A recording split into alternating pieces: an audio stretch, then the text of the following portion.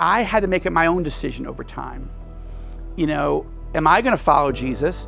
And am I going to do that because I really believe it, or just because I'm doing what my parents did? When I was in high school, I really needed to look at this more carefully. And I just want to land the plane here.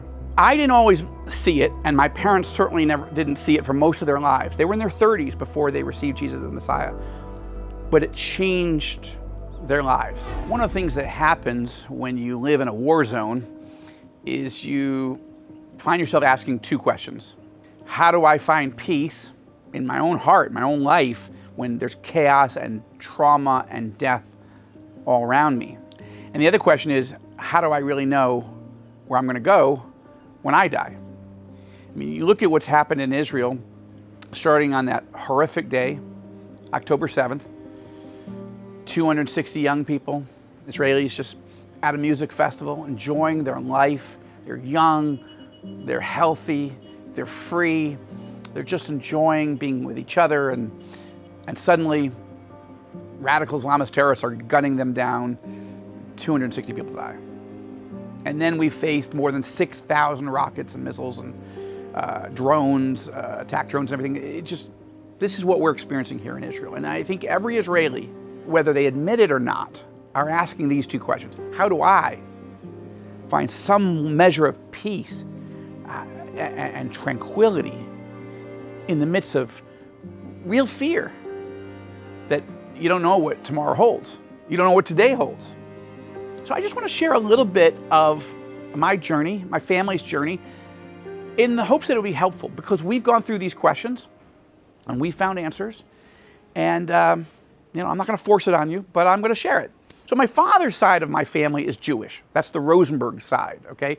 Jewish, they were Orthodox Jews. My grandparents, great-grandparents, their parents, all Orthodox Jews from what was Russia, imperialist, czarist Russia. About 60,000 Jews were murdered during that period of time, late 1800s, early 1900s. Many others raped, beaten, possessions stolen, homes destroyed. It's horrible. This is the exact environment that the play and movie Fiddler on the Roof is describing. It's exactly the life that my forebears were living as Orthodox Jews in Russia. And remember the famous line of Tevye, he's like, "May God bless and keep the Tsar far away from us," right? And if you were facing slaughter, if you were facing a pogrom, as an Orthodox Jew, you had two options. You could fiddle on the roof, meaning you could stay and just hunker down and hope that it didn't affect you, or you could try to get out. Those were really the only two options. And my family decided to get out. So they decided to hide in a hay wagon that was being moved across a border. And as they got to the border, the story goes that the Tsar's soldiers took their swords and shoved them into the hay wagon just to poke in there and see if anyone was in there. By God's mercies, I mean, he didn't have to let this happen, but he allowed my family not to be injured. The Rosenberg family didn't settle in Poland or in Germany or in Austria or anywhere there in Central or Eastern Europe, where just a few years later, Hitler would rise to power and set into motion the worst slaughter of Jews in human history, known as the Holocaust. God got my family on a steamship and sent them to the New World. They arrived in the United States, and like any good Jewish family, they set up shop in Brooklyn. That's how you do it. My mom's side of the family has been in the United States for, well over 200 years, 250 years or so. So these are not two people that would be obvious to get together. My mom, she was raised really in a little Methodist church, but she didn't hear the gospel of Jesus Christ. It didn't really mean anything to her. She grew up pretty much as an agnostic. And my father had a very troubled relationship with his parents and with his rabbi and with the synagogue and the mean streets of Brooklyn. And he pretty much became an agnostic also. But when they had me, they had to ask a question, which is, how are we going to raise this little boy? because, you're Jewish, but you don't really follow Judaism. You're sort of semi-Christian from a Christian background, but you don't really believe any of that. You don't really know much about it. So we're agnostics. Is that what we're going to do? We're just going to raise our son to think there is no God, or we're not really sure. I mean, maybe we should get sure. And so my parents set off on a journey. Now, they had both questions. First, what happens when we die? They really had that question. What happens to us? How do I know that I'm going to go to heaven and not to hell? They both wanted to know that. But even maybe more immediately, they wanted to know, how can I have peace in my life? They came from troubled homes. My mother's father was a violent alcoholic who tried to kill his wife with an axe. And then those two got a divorce. And so my mom grew up an only child of a single mom who barely saw her violent alcoholic father ever again. So you can imagine that doesn't create a lot of peace. She had a lot of anxieties about life, about searching for love and hope and meaning in this world. And even though she'd been raised in a church, she didn't believe any of it. She never even paid much attention to it. So it hadn't helped her at all. And I would say that my mom struggled with very deep fears and phobias. I mean, so much so that even in her early years of marriage, her hands would tremble by how much fears that she was struggling with.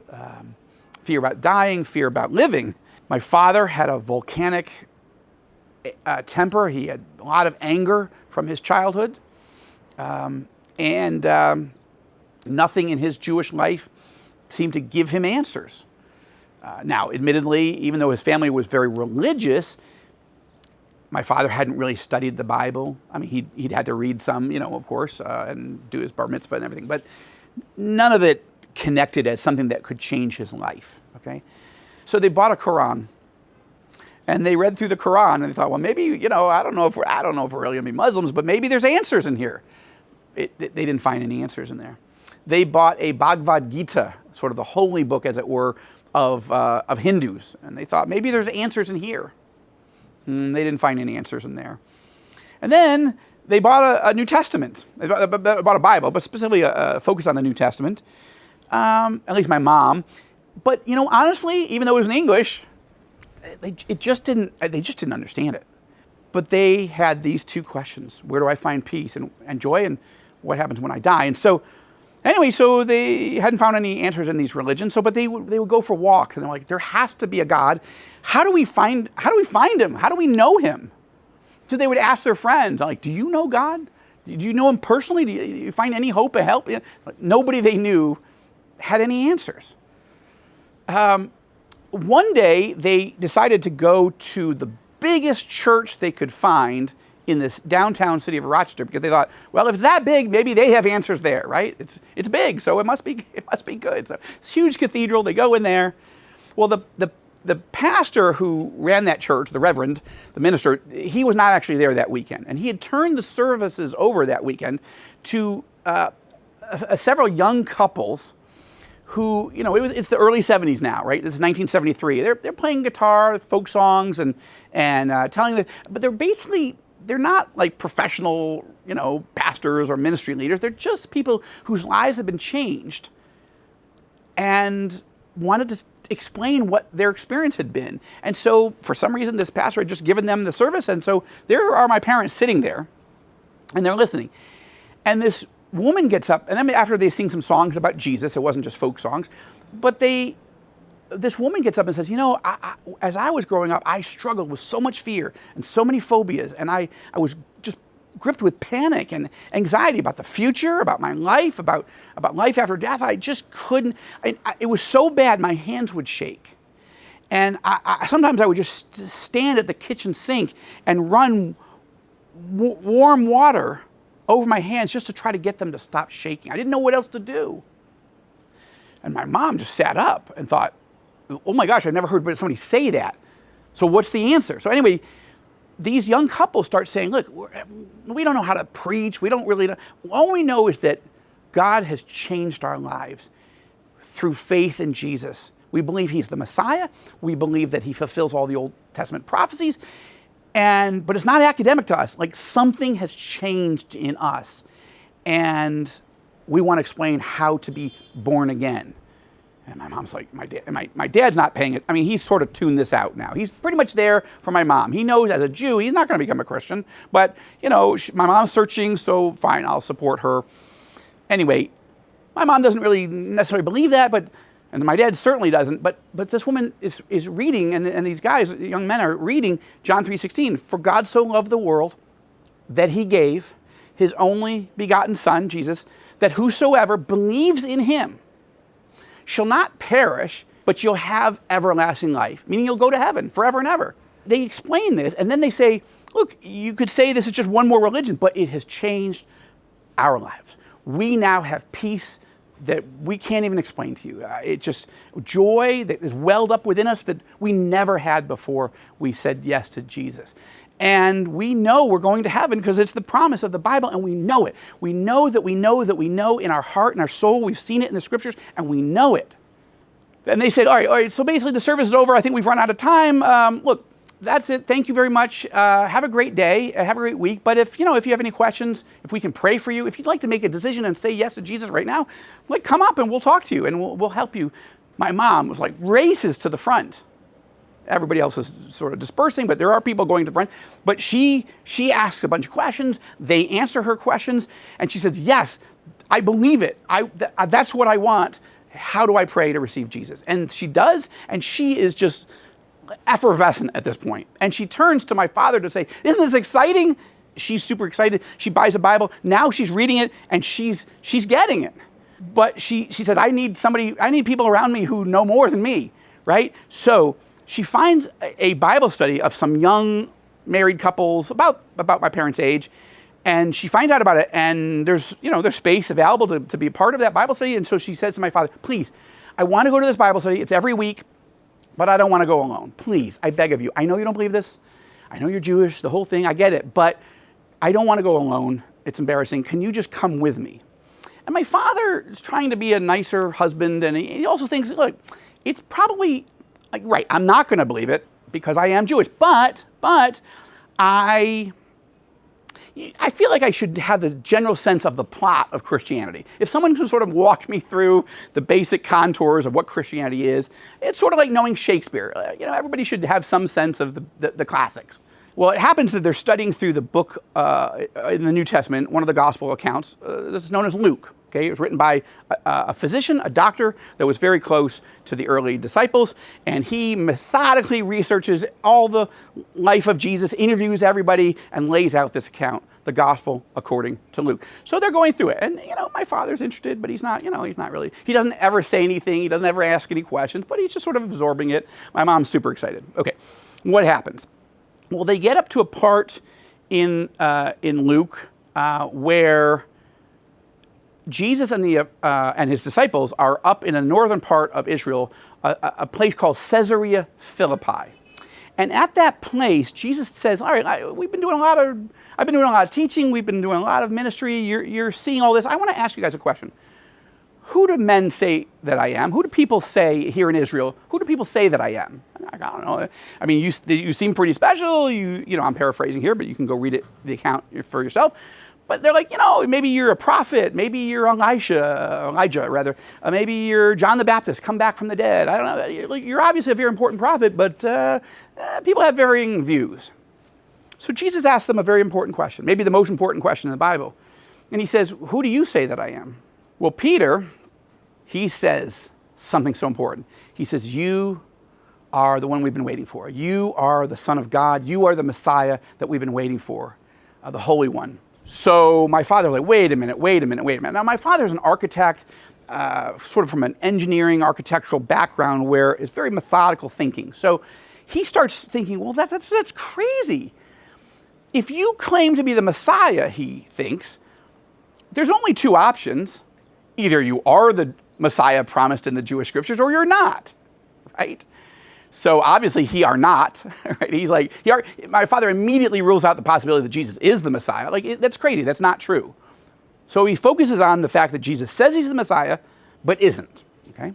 So week after week, he keeps going to the Bible. So he never asks a question, never raises his voice, never engages, but he's watching, he's looking. And what does he find? By the time they get to the end of the book, the death of Jesus, And Jesus on the cross saying, Father, forgive these Roman soldiers because they don't know what they were doing, and forgive the Jewish people that want me to die, thinking that I'm a heretic. Again, I'm paraphrasing. What Jesus just says is, Father, forgive them. Who's them? The people in front of him, the Romans and the Jewish leaders. Father, forgive them. They don't know what they're doing. And my father's thinking, Jesus is forgiving people from the cross? These people have crucified him. They've tortured him. They're killing him. Well, is that crazy, or is that something? And then he rises from the dead. But my father keeps processing it, and he comes to the conclusion, oh my gosh. And he comes home one day. I was only 6 years old. I remember this moment when he comes in the kitchen. He says, I can't believe I'm saying this, but I believe that Jesus is the Messiah that the Jews have been waiting for. And today on the bus coming home from work, I decided to repent of my sins and receive him and his free gift of salvation to be the Lord and Savior of my life. He had a huge smile on his face, and I'm like, what is happening in this family? My mom was so happy. And as I watched them over the months and the years ahead, their lives started to change. I'm not saying they became perfect. They'd be the first to admit they still have a lot of issues then, now. But their lives started to change. My mom started to have a peace that defied all description.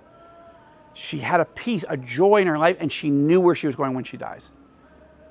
And my father's anger was subsiding. He was becoming a loving and kind person. Again, I'm not saying these two were perfect. I'm just saying their lives were clearly changing, and it was clearly their decision to receive Jesus. And as I grew, I had to make it my own decision over time. You know, am I going to follow Jesus? And am I going to do that because I really believe it, or just because I'm doing what my parents did? When I was in high school, I really needed to look at this more carefully. And I just want to land the plane here. I didn't always see it, and my parents certainly never didn't see it for most of their lives. They were in their 30s before they received Jesus as the Messiah. But it changed their lives. I'm a firsthand witness to how God changed them and how he's changed me. I'm not perfect. I don't claim to be. But I have a peace that passes all understanding. I have a joy that I did not have when I was young. And I know where I'm going when I die. It doesn't mean I want to die today or tomorrow. But when I was in Stroat and those rockets were blowing up over our heads, yes, I was scared in the moment. Adrenaline was rushing, my heart was pounding. But I wasn't fearful that if I died, I was going to go to hell. That's a much greater fear. And so I just want to close by sharing that with you in the heat of a Jerusalem sunny day, because these are big issues for anybody, anywhere, and especially here in Israel. And I want to encourage you to consider these things, to spend time. You know, I have a lot of friends, Jews and non-Jews, who are like, you're full of it.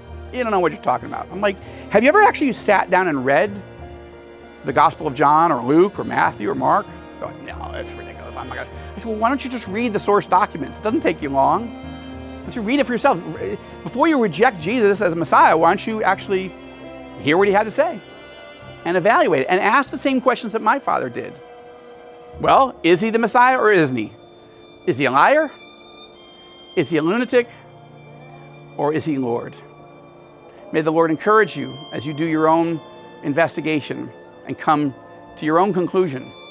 But I'm just telling you, as we ask ourselves how we're going to find peace and joy in this world and assurance that we're going to heaven, not hell, when we die, the answers are in the Bible, and specifically in the life of Jesus, who lived and ministered and taught and died and rose again in this city, and he's coming back to this city one day. And I hope you spend eternity with him as well. God bless you. I'm Joel Rosenberg in Jerusalem.